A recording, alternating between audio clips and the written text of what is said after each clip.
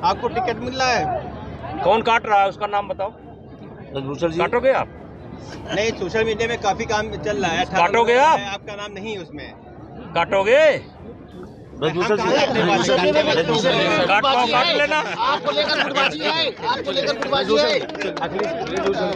अखिलेश यादव कह रहे हैं पीडीए को लेकर नमस्कार, नेक्स्ट 9 न्यूज देख रहे हैं आप और मैं हूं आपके साथ प्रज्ञा सिंह।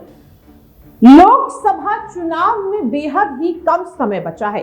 इस बीच देखने के लिए मिल रहा है कि भारतीय जनता पार्टी के कई नेता अब एक्टिव होते हुए नजर आ रहे हैं।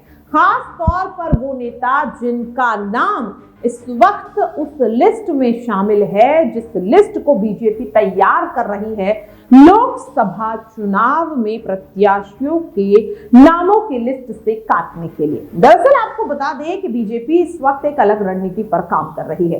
पुराने चेहरों को नजरअंदाज किया जा रहा है और नए चेहरों पर दांव खेला जा रहा है और यही रणनीति विधानसभा चुनाव में भी पार्टी द्वारा अपनाई गई। लेकिन इस रणनीति के चलते अब कहीं ना कहीं कई दिग्गज नेताओं के मन में ये डर है कि क्या उन्हें लोकसभा चुनाव में टिकट मिलेगा या नहीं। और इसी कड़ी में अब भारतीय जनता पार्टी के दिग्गज सांसद बृजभूषण शरण सिंह अब सक्रियता अपनी दिखाते हुए नजर आ रहे हैं। आप सभी बृजभूषण शरण सिंह से काफी ज्यादा वाकिफ हैं क्योंकि ये वही बृजभूषण है जो लंबे समय से चर्चा में बने हुए हैं। दरअसल आपको बता दें कि देश की दिग्गज पहलवान खिलाड़ियों ने बृजभूषण शरण सिंह पर यौन शोषण और यौन उत्पीड़न जैसे गंभीर आरोप लगाए। इस पूरे मामले को लेकर पहलवान खिलाड़ी प्रदर्शन करते हुए नजर आए। मामला अदालत में पहुंचा, मामला संसद भवन तक पहुंच गया, मामला पार्टी आला कमान तक पहुंच गया, जिसके बाद बृजभूषण शरण सिंह को खामोश रहने की हिदायत दी गई और उसके बाद लगातार ये कयास लगने शुरू हो गए कि क्या पार्टी बृजभूषण शरण सिंह का टिकट काट सकती है। इस तरीके की बातें देखने के लिए मिली और जब बृजभूषण शरण सिंह से ये सवाल भी पूछा गया कि क्या उनका टिकट काटा जा सकता है तो वो मीडिया पर ही भड़कते हुए नजर आए।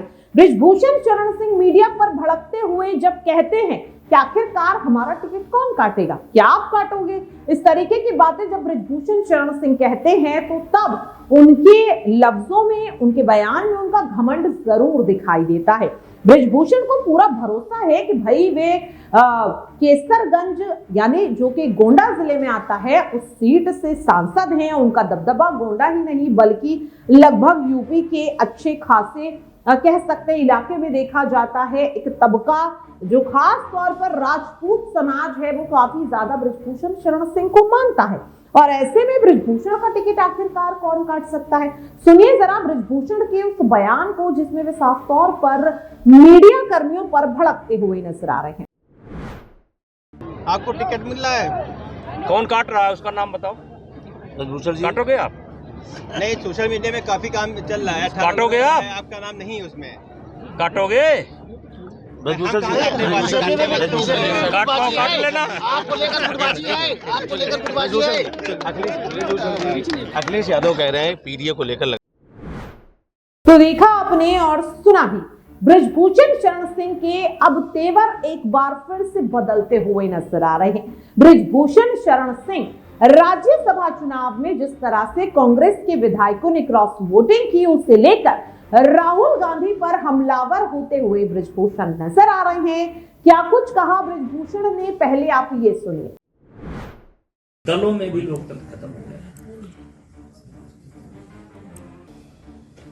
और इसीलिए शायद ये छोटे दल भी अपने लोगों को संभाल नहीं पा रहे हैं। इसमें किसी की गलती नहीं है। जिन जिन दलों के लोग टूट करके मतदान किए हैं ये उन दलों की गलती है।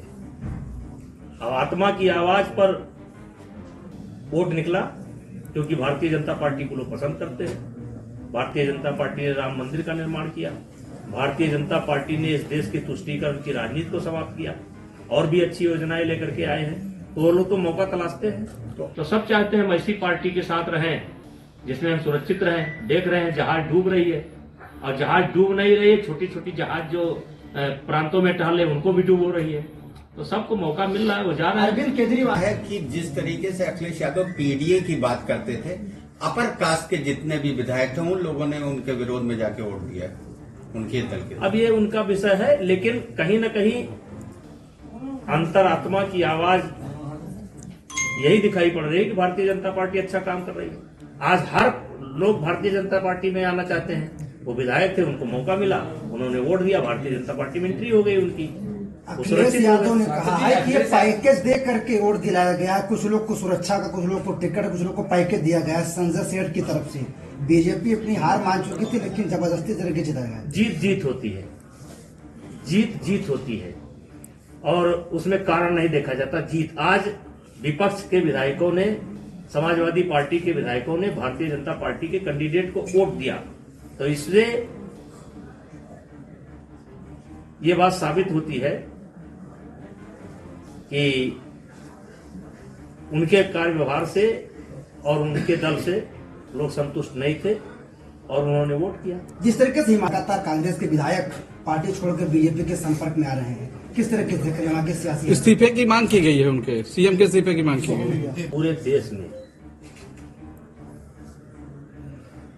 और विशेष करके हिंदी भाषी क्षेत्र में सब बीजेपी से जुड़ना चाहते हैं, मोदी जी से जुड़ना चाहते हैं। वो अपने भविष्य को लेकर के सब मोदी जी से जुड़ना चाहते हैं और मोदी जी के कामकाज से संतुष्ट हैं। और अब जैसे राहुल जी हैं, आज भी उनसे मुलाकात संभव नहीं है। आज भी उनका कोई नेता, उनके तो कुछ बड़े नेता इस बात पर चले गए कि जब वो उनसे मिलने गए तो अपने कुत्ते को बिस्कुट खिला रहे थे, और वही बिस्कुट उठा करके उनको दे दिया, वो छोड़कर चले गए। आज एक प्रदेश के मुख्यमंत्री बन गए। सभी दलितों, पिछड़ों और अल्पसंख्यकों की राजनीति करते हैं, मुखर होते, आंकड़ों की बात करने से डरते क्यों? ये तो मानेंगे आपकी गरीबी अभी है, और सबसे ज्यादा गरीबी दलित में है, पिछड़ों में है। इस बात को तो इनकार कर नहीं सकते आप। अगड़े भी हैं, अगड़े सांसद हम हैं, तमाम मंत्री हैं, राजनाथ सिंह जी हैं, यहाँ मुख्यमंत्री हैं, आदित्यनाथ जी हैं। तो ऐसा कहाँ है कि अगड़ों की कोई इच्छा हुई है? लेकिन ये तो मानेंगे कि दलित आज भी अंतिम पायदान पर है, पिछड़े आज अंतिम पायदान पर है। तो अगर उनकी बात कोई करता है तो अच्छा करता है। जिस तरीके से इंडिया गठबंधन में की बात थी, क्या लगता है अब इंडिया गठबंधन की क्या स्थिति रह गई है? देखिए, आप लोग पहले भी मेरा ले चुके हैं, मैंने पहले भी कहा था कि जिस दिन ये संयोजक डिक्लेयर कर दे और उसके बाद अब देखिए क्या हुआ। तो मैंने कहा था ये सिरे नहीं चढ़ेगा, और वही हुआ। और इसमें सबसे बड़ी गलती अगर किसी की है तो देखा आपने और सुना भी। अब सवाल लगातार ये बनता हुआ नजर आ रहा है कि बृजभूषण शरण सिंह का ये बयान क्या उनके डर को जता रहा है, कि उनके मन में एक डर है कि कहीं पार्टी उनका टिकट ना काट दे। लेकिन आपको बता दें कि पार्टी के लिए बृजभूषण को नजरअंदाज करना इतना आसान नहीं है, क्योंकि केसरगंज सीट पर बृजभूषण का लंबे समय से दबदबा देखा गया है, और ऐसे में अगर उन्हें टिकट नहीं दिया जाता तो वोट बैंक के लिहाज से पार्टी को काफी ज्यादा नुकसान होगा। लेकिन जिस रणनीति के तहत इस वक्त पार्टी काम कर रही है, क्या वाकई में बृजभूषण शरण सिंह के मन में ये डर है कि कहीं पार्टी आलाकमान अपने वोट बैंक को बचाने के लिए उनका टिकट ना काट दें? और अगर वाकई में ऐसा होता है तो फिर बीजेपी सांसद बृजभूषण शरण सिंह का अगला कदम क्या रहेगा, ये देखना काफी अहम होगा। फिलहाल के लिए इस खास रिपोर्ट में इतना ही। देश और दुनिया की तमाम खबरों के लिए आप देखते रहिए नेक्स्ट 9 न्यूज।